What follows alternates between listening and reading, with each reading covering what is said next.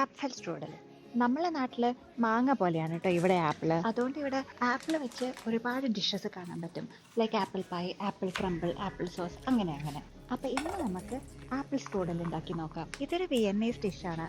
അതായത് it originated from Austria. എൻ്റെ husband master ചെയ്തത് ഓസ്ട്രിയയിലാണ്.